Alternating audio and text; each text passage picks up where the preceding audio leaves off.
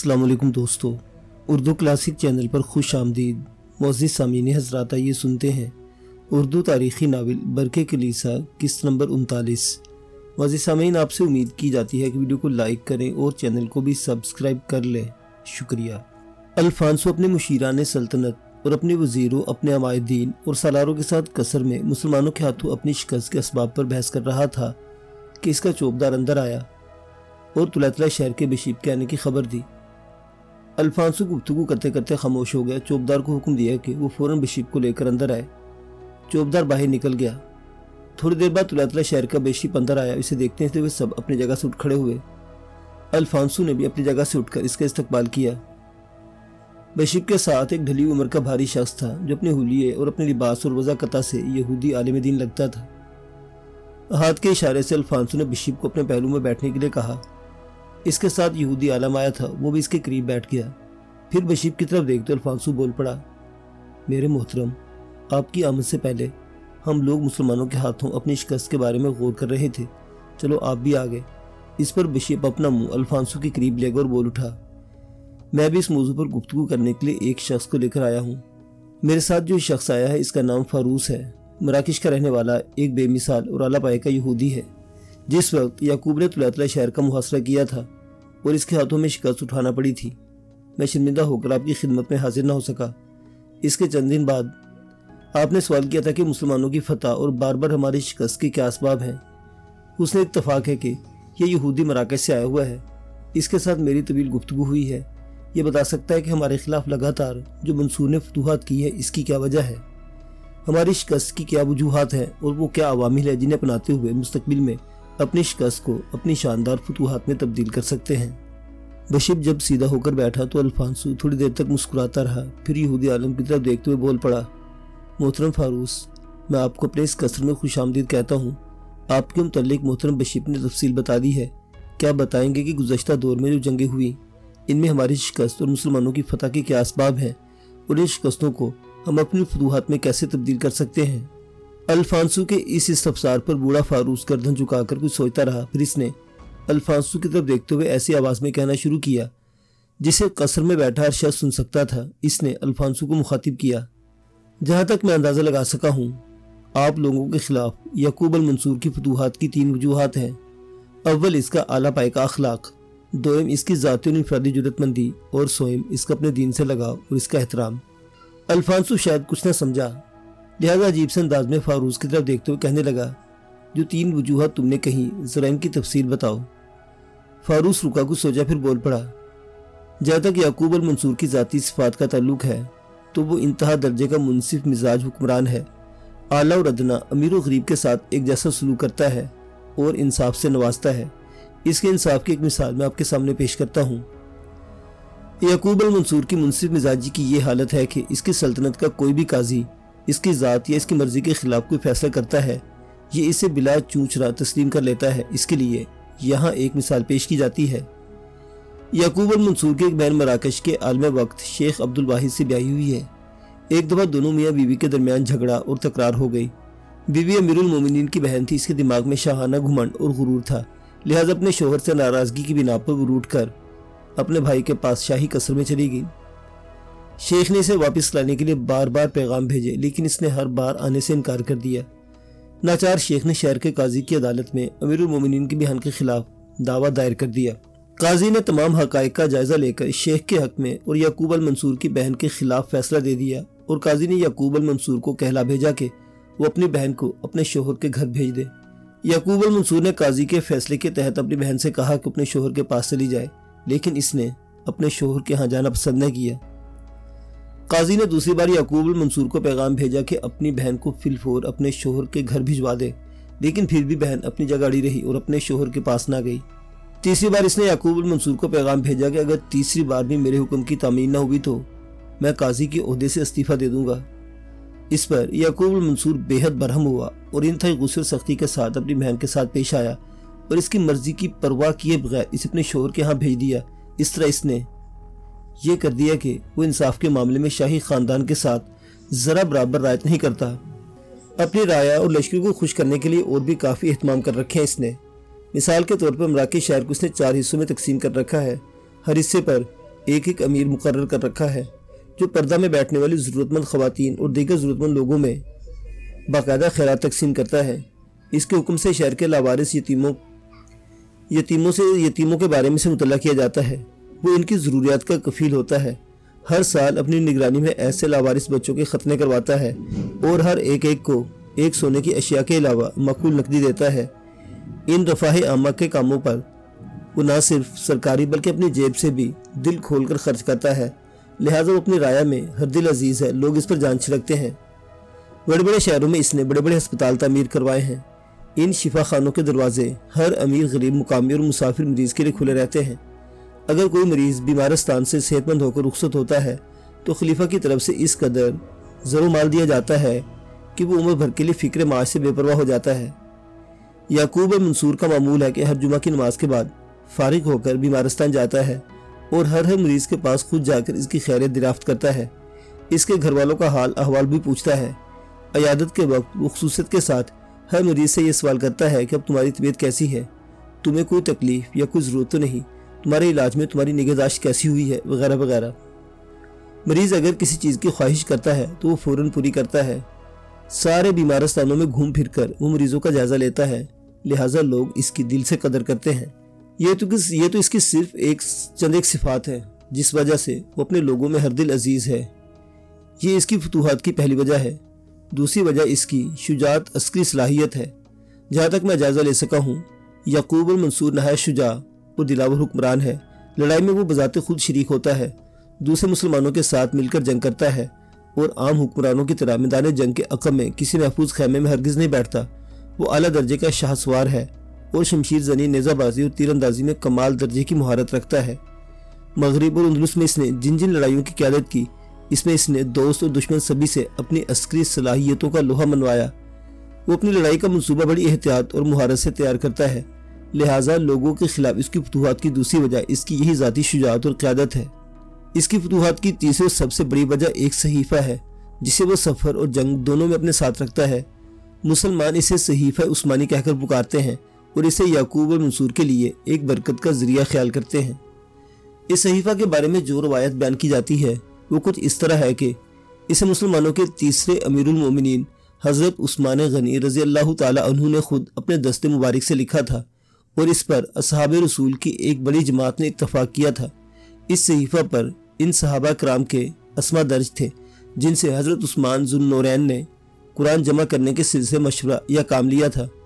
یہ نسخہ ہمیشہ حضرت عثمان رضی اللہ تعالیٰ عنہ کی تحویل میں رہتا تھا۔ وہ باقاعدگی سے اس کی تلاوت کیا کرتے تھے۔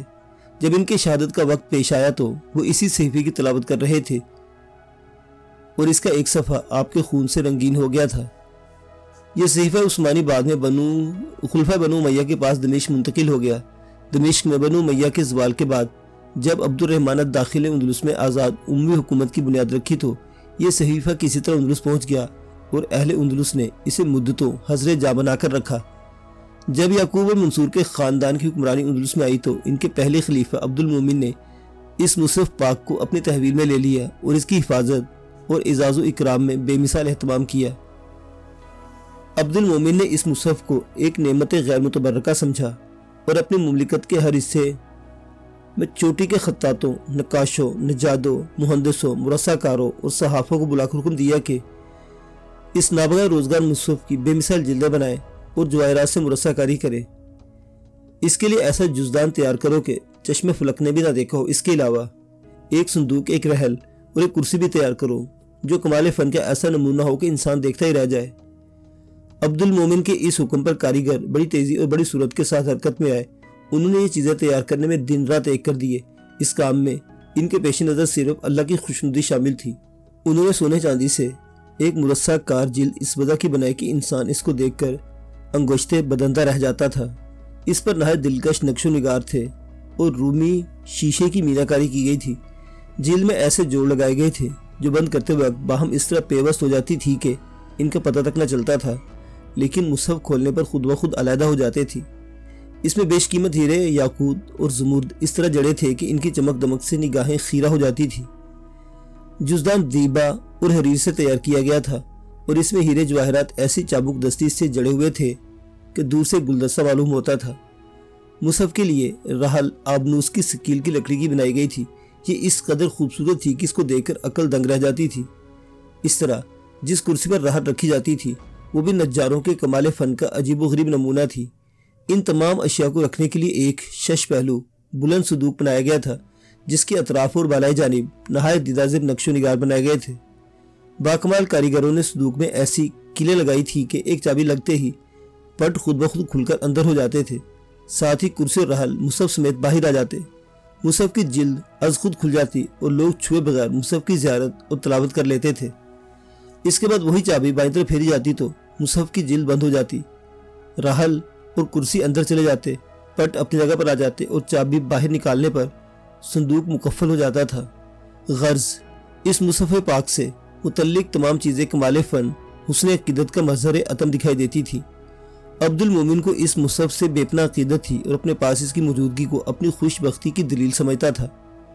वो सफ़र या जंग पर जाते वक्त इसे बड़े एहतराम और एहतमाम के साथ अपने हमरा ले जाता था, क्योंकि इसकी बरकत पर इसे यकीन कामिल था। अब्दुल मोमिन के बाद आने वाले खुलफा अबू याकूब, यूसुफ बिन याकूब और याकूब अल मंसूर को इस मुसहफ मुबारक से कमाल दर्जे की अक़ीदत थी। सफ़र या जंग में इसको अक्सर अपने साथ ले जाते थे। इनकलाबात ज़माना ने आखिरकार इस मुसहफ उस्मानी को अंदलुस से सलातीन उस्मानिया के ख़जाने में पहुँचा दिया और आजकल भी ये मौजूदा तुर्क की तहवील में है। फारूस मुसहफ उस्मानी के मुतल्लिक मज़ीद कुछ कहना चाहता था कि इससे पहले अल्फांसो बोल पड़ा। फारूस, याकूब अल मंसूर की फतूहात और हमारी शिकस्तों की जो 3 वजूहत तुमने बयान की हैं, इनमें से कोई भी मैं अपना नहीं सकता। हमारे यहाँ हुक्मरानों का लश्कर आगे रहकर जंग करने का ना कोई उसूल है ना कोई रवायत। हमारे यहाँ ज़्यादा से किया जाता है कि हुक्मरान अपने लश्कर के बस में रहकर अपने लश्करों का हौसला अफजाई करता है, फिर फतह की उम्मीद हो या ना हो तो लश्कर के पीछे रहकर हदायत जारी करता है। जहाँ तक याकूब अल मंसूर के इंसाफ का ताल्लुक है तो ऐसी भी रवायत हमारे यहाँ नहीं। इसके मुकाबले में ना ही मैं किसी बीमारस्तान का इंतज़ाम कर सकता हूँ। इन सारी चीज़ों को नज़रअंदाज करते हुए अब तुम इस मौजू की तरफ आओ कि हमारी शिकस्तों को फतहमंदी में और याकूब अल मंसूर की फतहमंदी को शिकस्तों में कैसे तब्दील किया जा सकता है, और अगर ऐसा किया जा सकता है तो इसकी तफसील कहो। ऐसा करना मुमकिन है। फतह को शिकस्त और शिकस्त को फतह में तब्दील करना इतना बड़ा काम नहीं है, पर कुछ वक्त की मोहलत दी जाए, माली इमदाद भी फराहम की जाए तो मैं याकूब अल मंसूर की सल्तनत के अंदर ऐसा इंतशार पैदा कर सकता हूँ कि आने वाले दौर में जिस तरह इसने आपके खिलाफ फतूहात हासिल की हैं, इस तरह आप लोग भी फतह पर फतह हासिल कर सकते हैं। अल्फांसो ने कुछ देर सोचा, कुछ देर गर्दन झुकाकर, फिर इसके बाद यहूदी आलम फारूस के रवैये से दोबारा कहना शुरू किया, वो तरीक़ाकार बयान करो जिसे इस्तेमाल करके तुम्हारी शिकस्तों को फतहमंदी में तब्दील कर सकते हो और याकूब अल मंसूर की सल्तनत के अंदर इंतशार पैदा कर सकते हो। यहूदी आलम ने कुछ सोचा, फैसला किया, इसके बाद बोल पड़ा, अल्फांसो, याकूब अल मंसूर की सल्तनत 8 हिस्सों में बटी हुई है। इन अल्फाज को आपकी तरह बयान कर सकते हैं कि याकूब अल मंसूर की सल्तनत की जो इमारत है वो 8 स्तूनों पर खड़ी है। ये 8 बड़े कबीले हैं जो मिलकर याकूब अल मंसूर की सल्तनत की तश्कील करते हैं। एक कबीले का नाम हरगा है। ये इतना बड़ा कबीला तो नहीं पर अच्छा खासा ताकतवर कबीला है। दूसरे कबीले का नाम कुमिया है। मुसलमानों के मौजूदा दौर का पहला खलीफा अब्दुल मोमिन इसी कबीले से था। ये बहुत बड़ा कबीला है, इसकी मुतअद्दिद शाखी भी हैं। याकूब अल मंसूर की सल्तनत में इस कबीले को बड़ी अहमियत हासिल है। तीसरे कबीले का नाम हताना है। ये भी बहुत बड़ा और ताकतवर कबीला है और जंगों में किसी भी मौका पर इसकी कारगुजारी और इसकी अहमियत को नज़रअंदाज नहीं किया जा सकता। चौथे कबीले का नाम जदमेवा है। इस कबीले के भी कई हिस्से हैं और अपनी इनफरादी कुव्वत के लिहाज से ये भी बड़ी अहमियत रखता है। पांचवें कबीले का नाम जनफीसा है। ये एक बहुत बड़ा, मुनफरिद और ताकतवर कबीला है। याकूब अल मंसूर की सल्तनत के अंदर ताकत और कुव्वत के लिहाज से कबीला अलहदा और इम्तियाजी अहमियत रखता है। छठे कबीले का नाम यूँ कह लीजिए कि छठे हिस्से को अहले तखमल कहते हैं। ये लोग अगरचे मुख्तलिफ कबाइल के अफराद पर मुश्तमिल है, मजमूई तौर पर इनको अहले तखमल के मखसूस नाम से पुकारा जाता है। याकूब अल मंसूर की सल्तनत में इनकी बड़ी ताकत और कुव्वत और बेहद अहमियत है। सातवें कबीले का नाम मिनहाजा है। इसमें छोटे छोटे कई कबाइल शामिल है, लेकिन अपनी अहमियत के लिहाज से कबीला बड़ा नामवर है और मुसलमानों के दुश्मनों के खिलाफ इसकी कारगुजारी हमेशा सफ़े अव्वल में रही है। आठवें कबीले का नाम मस्कूरा है। इसमें भी कई छोटे कबाइल शामिल हैं। ये सारे मिलकर एक खासी बड़ी कुव्वत बनते हैं। ये 8 कबीले 8 स्तून हैं जिन पर याकूब अल मंसूर की सल्तनत की इमारत खड़ी है।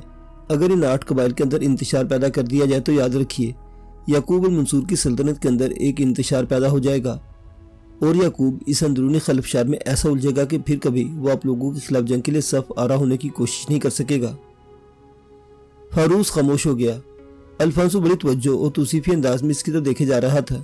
کچھ سوچنے کے بعد الفانسو نے اسے مخاطب کیا، معزز فاروس، تم نے تو مسلمانوں کے امیر یعقوب المنصور کے متعلق بڑی کام کی باتیں کی ہیں۔